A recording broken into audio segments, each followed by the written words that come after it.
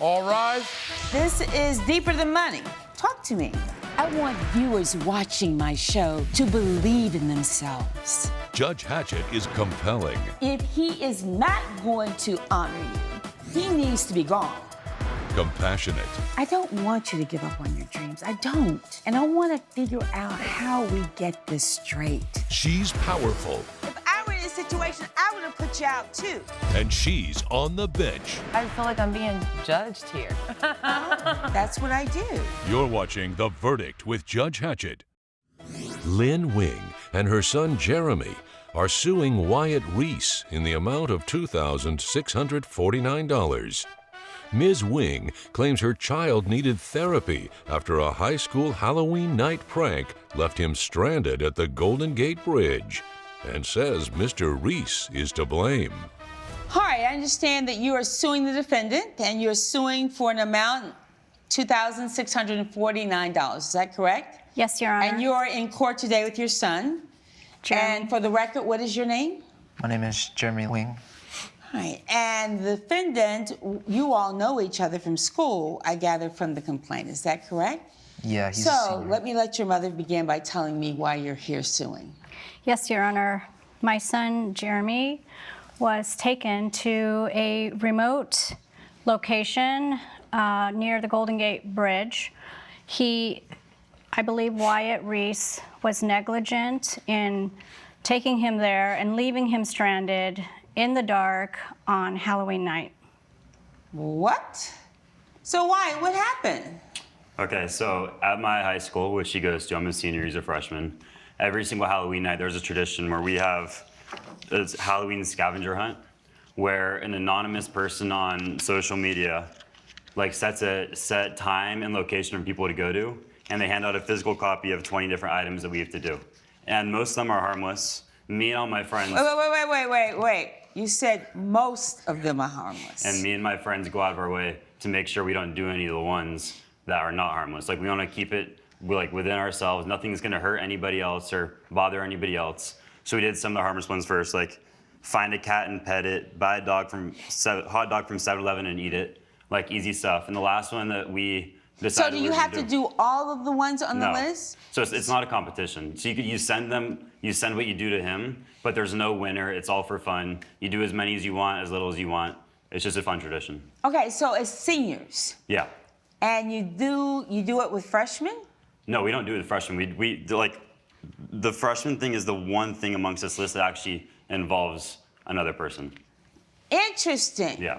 Do you have a copy of this list? I do. Would you I like want to see this list. Okay. Thank you. So there's only one thing on the list that involves a freshman. Yes. All right, so now it's Halloween, and he was out of the house. Yes, he started a new high school, and last Halloween he was a freshman. He was making new friends, which I was really happy about, and they invited him over for a sleepover, and I led him next. So he was going to a sleepover. It's Yes. Halloween. Wanted to make sure it wasn't going to be some wild party. I had the numbers of the parents, and I trust him. He's a good kid. He's a little shy, but he's a really good kid. So you were invited to a party Halloween night? Yeah, with my friends. And so it was a spend the night party? Yeah, I told my mom that we were going to be watching a horror movie marathon. Because, on Halloween night, I've kind of grown out of trick-or-treating, and there's nothing really, our town is pretty small, so there's not really much to do after 8. So when my friend invited me over, I said yes.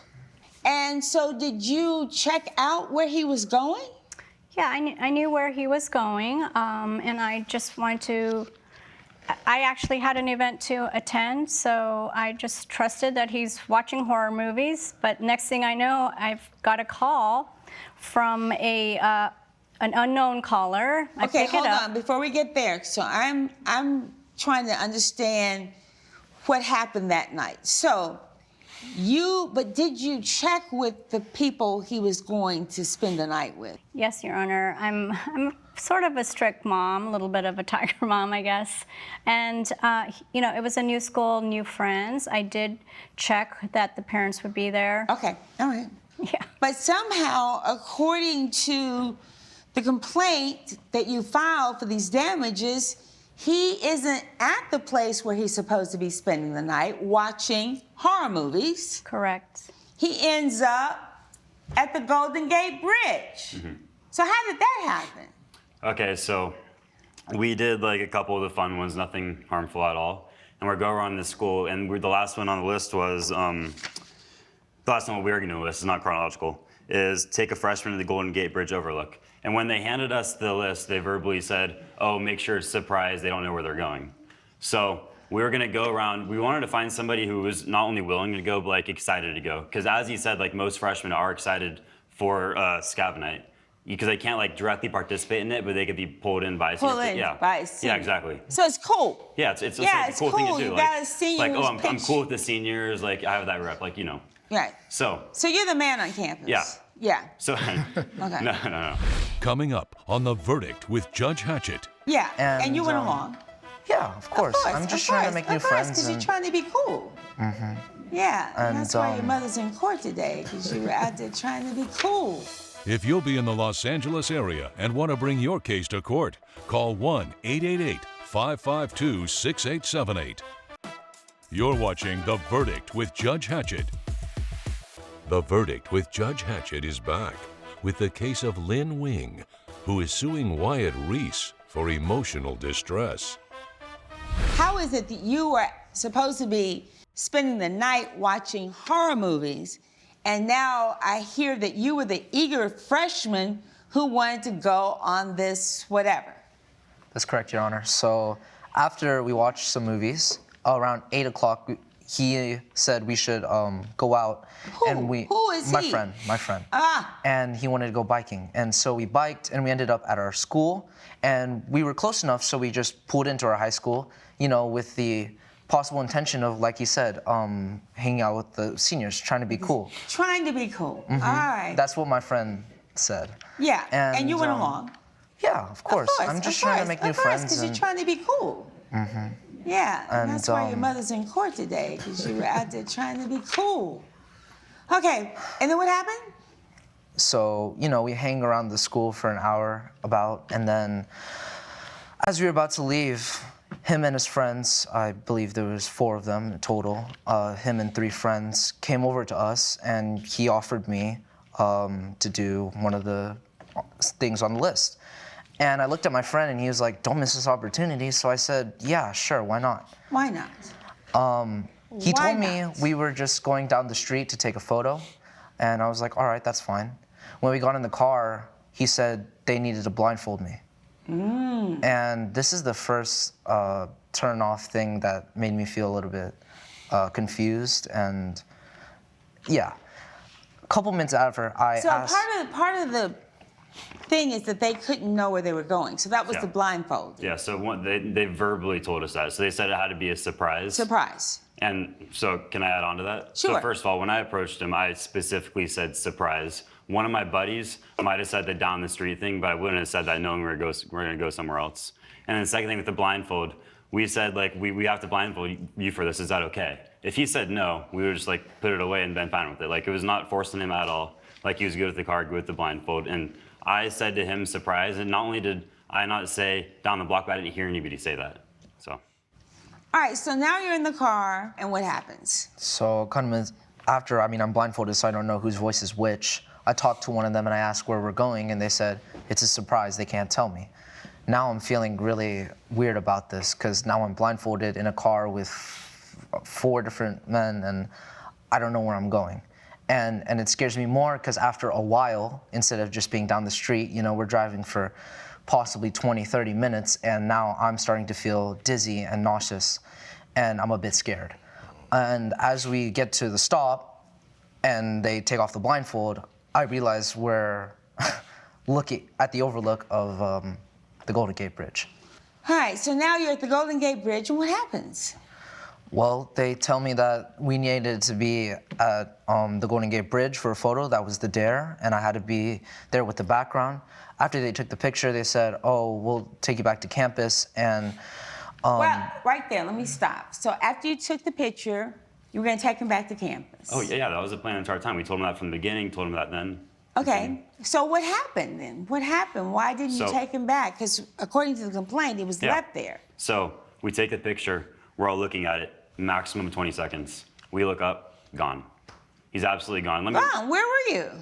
I was feeling unwell after the picture, and him and his friends were checking the lighting on the photo, and it was dark, and I was gonna talk to them, and I tapped one of them, but they just brushed me off, and I was trying to talk to his friends, and I was telling him that I really needed to use the restroom really bad because I was not feeling well after that car ride. Right. And my stomach was hurting really bad, and I was like dizzy, and it was dark, and I didn't, so, I tried to get his friend's attention, but it was just so bad that I just waited. I went to the bathroom, but the line was so long, so I found some bushes, and when I came back to the parking lot, they'd left me, and I was there by myself. Come on, Wyatt. You left them there? so first of all, He's 14 years old. Okay. He tried to get our attention, but we didn't hear anything. And we were looking for maybe 15 minutes. That doesn't sound like a lot. Let me lay the land. It's a parking lot, it's the lookout, and it's the bathrooms. That's it. We were circling here 15 minutes, and we kind of talked about it for a little bit, and we could kind of tell that like he was a little bit off towards the end of the car ride. That's why we were trying to be more talkative of him, be like, include him more. So we thought that he got scared and he called one of his friends to pick him up because we cannot find him anywhere. Like we looked in the bushes, like even. So I still do not know how we didn't find him. He's a kid, and it's nighttime. You left him. Come on We now. thought he left. I know this overlook. Yeah. I know San Francisco. I know this area. I mean, come on, it's night. Yeah. You left him there. We didn't think we left him. Like if we knew he was still there, we would have looked for maybe an hour. But we thought for a fact that he left because it was such a small area. How on the would he overlook. have left, though? That's my point. Yeah, we thought he called somebody to pick him up. And wait, that makes no sense because if he called someone to pick him up, then you would have seen the person pick him up. Well, there was a lot of people there. It was crowded. Like it wasn't like us alone. Like even though it was nighttime, there was people at the overlook. Yeah, I do know that. Yeah. I do know Yeah. that they're I'm not trying to make typically. excuses. I'm just trying to let you know what it was like.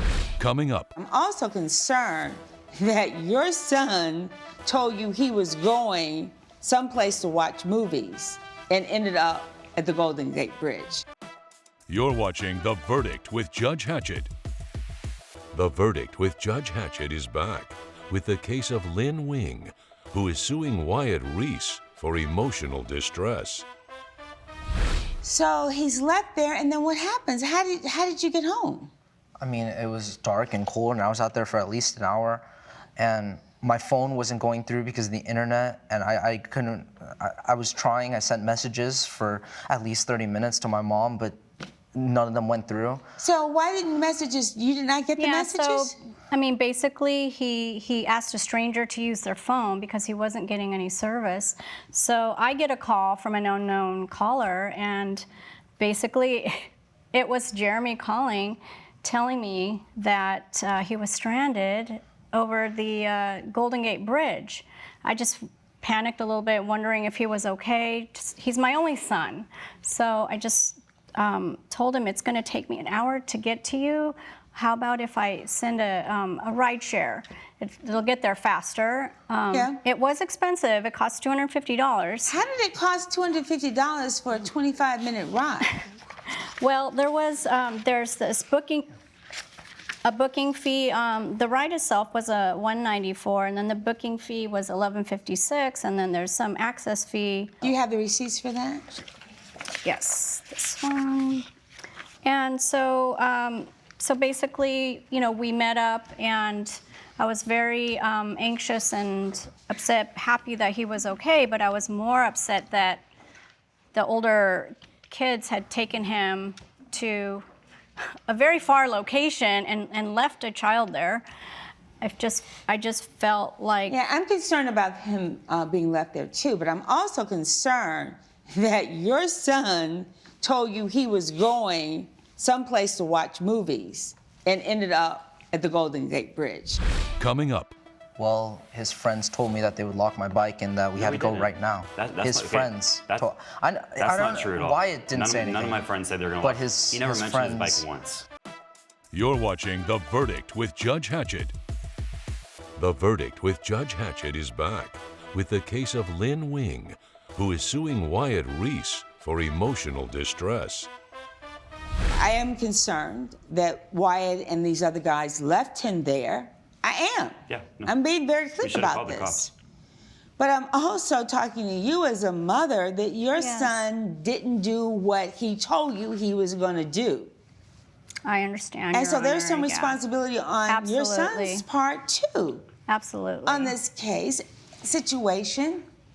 And if he had called you, you would have said no, Absolutely. which is why he didn't call you. And why, Yes, you right. know, he's So, 18 years old Your at the Honor, time. He's an adult. I don't think I'm responsible for any of the charges, but the one charge that I don't understand is they want me to pay $400 for his bike that he forgot to lock while he was at the school. Like he forgot to lock his bike, and then he left with us, and then came back, and it got stolen by somebody else. But he left his bike unlocked regardless, whether or not we took him. Well, his friends told me that they would lock my bike and that we No, had we to go didn't. right now. That's His not- okay, friends. that's- told, I That's don't not know true at all. why it didn't say anything. None of my friends said they were going to But lock. his- He never his mentioned his friends- bike once. That's just not even true at So all. let's be clear. You aren't suing for $2,600. You're suing for the cost of the ride share and the bike. And the bike, and also $2,000 the therapy. just from his negligence and recklessness of leaving a child could have caused serious harm, and it did cause a lot of anxiety on him. He was not the same afterwards, and I had to get him a therapist. We did some therapy sessions, which cost $2,000, so that is also included. I'm Yes. glad you put him in the therapy, but the fact is that he disobeyed your directives. He left where you told him he was supposed to be that night. There is some responsibility that really is on this side of the courtroom, and that's when I want you to hear me. And I'm talking to you not only as a judge, I'm talking to you as a mother I of sons, understand. that there is some responsibility on your part too. Judge Hatchett's verdict when we return.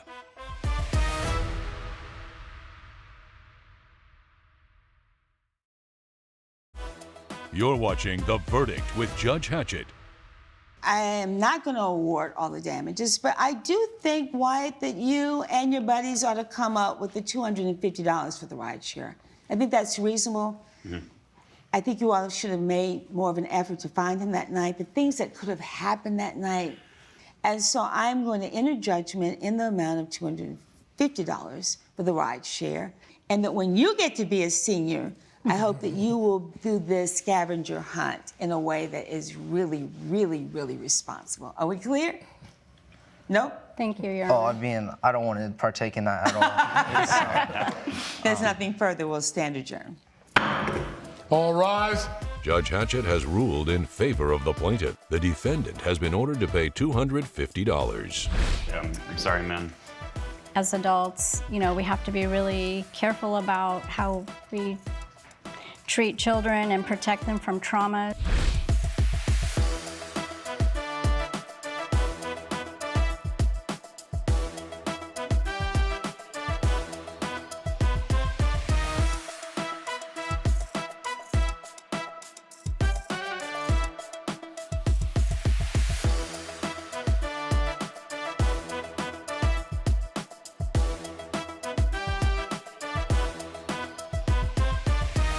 This has been a production of Allen Media Group.